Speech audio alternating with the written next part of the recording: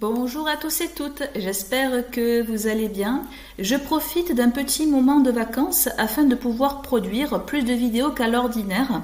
Et justement, j'avais juste envie de répondre par rapport aux lièvres dans les Saintes Écritures, car je suis tombée sur un live de militants athées qui ressortent, si vous voulez, cette ambiguïté, cette soi-disant erreur. Concernant le lièvre. Et je vais vous faire écouter un extrait de ce live. Alors, les personnages que vous avez écoutés ne sont pas inconnus. Je leur avais déjà répondu sur notamment l'esclavage et tout ce qui concerne le mariage chrétien, puisque j'avais répondu à Cassius Ledy et j'avais aussi répondu à Jordan X, notamment sur les questions de l'esclavage et l'Église catholique. Et ils ont notamment eu une discussion avec un talmudiste et le talmudiste va essayer à son niveau de répliquer en disant que la rumination n'est pas tout à fait inexacte. Alors, bien entendu, il aurait fallu utiliser certaines sources, mais le problème, c'est qu'avec ce type de live, c'est compliqué de s'exprimer, car il y a un processus et des méthodes où les gens sont coupés systématiquement. Donc, moi, j'estime que ce n'est pas un bon terrain pour faire un débat. Si tant est que les gens, bien sûr, ont le niveau pour débattre, bien sûr. Voilà, donc là, ce n'est pas du tout un cadre qui permet vraiment d'argumenter, et surtout il faut préparer, puisque concernant la question du lièvre dans les Saintes Écritures, bien évidemment c'est un sujet qui ne s'improvise pas, et c'est pour cela que ce type de vidéo que je réalise, cela permet au préalable de rechercher les sources et de pouvoir ensuite utiliser une réponse structurée. Et d'ailleurs, je réalise cette vidéo aussi dans le but de vous donner des outils argumentaire afin de répondre aux militants athées, car vous verrez que l'ambiguïté du lièvre ressort en fait assez de manière récurrente notamment sur les réseaux sociaux. Donc ça donnera l'occasion d'y répondre. Et puis d'ailleurs, je vais vous montrer un ouvrage qui a été écrit par Dominique Tasso. Alors peut-être que vous le connaissez déjà puisqu'il traite de certaines questions liées à la science. Alors Monsieur Tasso est un conciliaire à ma connaissance, mais il a produit un ouvrage dont je vous montre le livre, enfin en tout cas la couverture à l'écran. Et donc comme vous pouvez le voir, c'est un ingénieur des mines, hein. Vous avez très rapidement sur cette page sa biographie, voilà, donc son parcours, et puis vous avez notamment une petite description de ce livre qu'il a rédigé.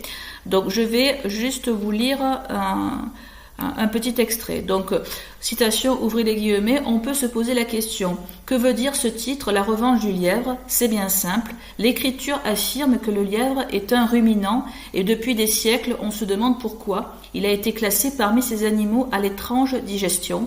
Dans quelques décennies, depuis quelques décennies, nous savons, à la suite d'une découverte nocturne et surprenante, per amica silentia lunae, que le lièvre peut être classé ruminant. Donc la science finit par confirmer l'écriture. Alors avant de continuer, vous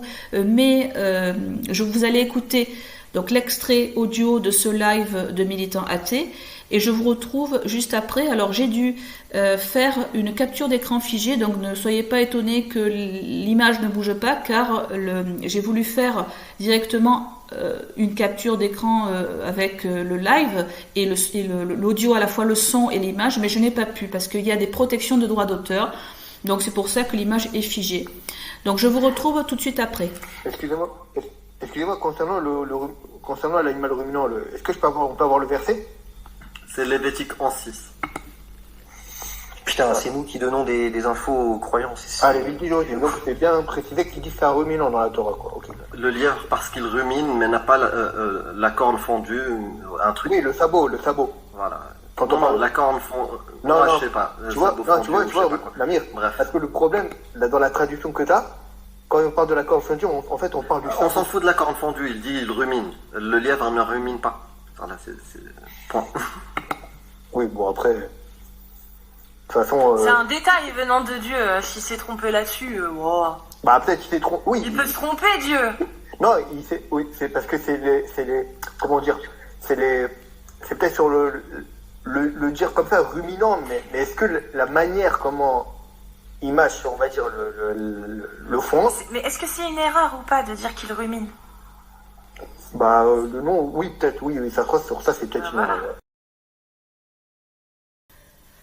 Alors, comme vous avez pu l'écouter dans l'extrait en question, donc il va s'agir notamment du Deutéronome. Alors, le Deutéronome, c'est une partie de l'Ancien Testament qui décrit des règles autour du pur et de l'impur. Car dans cette partie des Saintes Écritures, Dieu donne au peuple hébreu des règles concernant les aliments qu'ils peuvent consommer et d'autres qu'ils ne peuvent pas consommer. Et le lièvre, notamment, fait partie et décrit comme ceux qui ruminent. Donc je vous lis très, très rapidement. Voici les animaux dont vous mangerez: le bœuf, la brebis et la chèvre, le cerf, la gazelle et le daim, le bouquetin, l'antilope, le bœuf sauvage et la chèvre sauvage. Vous mangerez de tout animal qui a la corne divisée et le pied fourchu et qui rumine. Mais vous ne mangerez pas de ceux qui ruminent seulement ou qui ont seulement la corne divisée et le pied fourchu, tels sont le chameau, le lièvre et le lapin qui ruminent. Donc, comme vous pouvez le voir, la Bible n'a pas la vocation à être un ouvrage strictement scientifique. Là, on parle des lois de la pureté et la Bible n'a pas la vocation à être un journal scientifique. Voilà. Donc, c'est pour ça que le terme de ruminant, de ruminer, en soi, ce n'est pas ça qui est le plus important. Mais même, d'après ce que vous avez entendu, Cassius Ledy insiste beaucoup, et ça, apparemment, ça lui fait très plaisir à l'idée que Dieu se soit trompé, mais on va voir que le lièvre utilise un système de rumination bien spécifique, voilà. Même si il y a ce qu'on appelle les espèces de ruminants, donc les ruminants, c'est tout ce qui est bovin, qui ont une particularité d'avoir plusieurs poches dans leur estomac, qui leur permet de réingurgiter la nourriture, comme l'herbe par exemple. L'herbe qu'ils ingurgitent, eh bien cette herbe passe par différentes poches de leur estomac, et ensuite le bovin a la capacité à remâcher ce qu'il a digéré pour pouvoir extraire tous les nutriments dont il a besoin. Donc ce passage, vous le trouvez donc pour le lièvre dans la Bible, et vous l'avez aussi, donc c'est à peu près le même type d'interdit du pur et de l'impur dans le Lévitique. Voilà, donc je vais juste vous donner une définition du terme rumination que vous trouvez dans le CNRTL, donc le Centre National de Ressources Textuelles et Lexicales. C'est un site que j'utilise beaucoup pour les définitions, et notamment je vais vous lire la définition du terme rumination. Donc processus par lequel les ruminants régurgitent les aliments emmagasinés dans le rumen et les mastiquent de nouveau avant de les avaler définitivement. Donc ça, c'est ce que je vous ai dit, c'est pour certains types d'animaux comme les bovins qui utilisent ce type de rumination particulière. Voilà. Mais justement, c'est ce dont parle Dominique Tasso, la revanche du lièvre ou de la portée scientifique de l'écriture. C'est un processus qui a été découvert sur les catégories de lagomorphes, comme les lapins et dans le lièvre. Donc je vous lis en fait leur façon de mâcher de nouveau la nourriture, car dans la Bible, il y a un terme spécifique en grec notamment pour désigner un système en fait de remâcher à nouveau. Donc, je vous lis la définition donc du lapin, par exemple, ce qu'on dit pour ce type d'ingurgiter notamment les matières fécales. Donc, je vous lis. Ainsi, les lapins, comme les lagomorphes, pratiquent la queucotrophie. Donc, c'est ce terme spécifique. Après une première digestion, ils exécrètent, à la fin de la nuit, de petites billes rondes et molles, les queucotrophes, qu'ils réingèrent, ce qui permet à ces animaux de récupérer les protéines et les vitamines qu'ils n'ont pas pu assimiler lors du premier cycle de digestion. Les excréments issus de la seconde digestion, boulettes rondes et dures, ne sont pas utilisés. Voilà, donc si par exemple certains ou certains d'entre vous ont des lapins, vous verrez qu'ils utilisent ce type de rumination. Et par ailleurs, je vais aussi vous montrer une définition du Larousse sur la queucotrophie. Donc, citation, ouvrez les guillemets, c'est fonction propre aux rongeurs et aux lagomorphes et consistant à réintégrer certaines crottes élaborées dans les queucums intestinaux. Cette sorte de rumination est vitale car elle seule assure l'utilisation nutritive des autres aliments. Donc on voit que par rapport aux découvertes scientifiques dont parle Monsieur Dominique Tasso, on voit que le Larousse a mis à jour ce processus de quecotrophie pour la relier à une sorte de rumination. Donc vous voyez que ce n'est pas totalement faux de dire que la Bible désigne les liens comme utilisant une forme de rumination. Donc pour conclure, on voit que ces militants athées sont assez rapides à conclure. Donc en fait, ils prennent une partie des découvertes scientifiques qui vont dans leur sens, mais ils ne citent pas notamment une définition simple qui est le Larousse, puisque le Larousse, ce n'est pas un dictionnaire de théologie, c'est un dictionnaire qui s'adresse à tout le monde. Donc si c'est une sorte de rumination, c'est que les scientifiques ont des raisons de dire que le lièvre, à son niveau, avec sa particularité physiologique, utilise une forme de rumination dans le fait de mastiquer de nouveau la nourriture qu'il a lui-même digérée au préalable, voilà, lors d'une première digestion.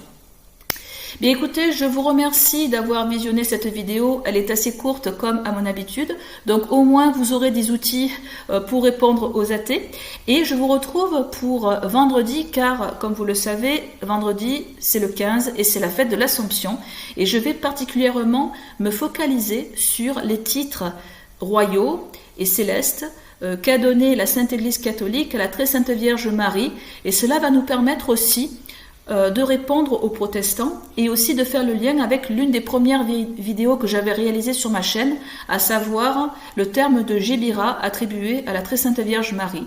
Et je vous retrouve vendredi pour explorer avec vous tous les titres que la Très Sainte Vierge Marie a été honorée par l'Église catholique. Écoutez, je vous remercie d'avoir visionné cette vidéo. N'hésitez pas à liker et à partager.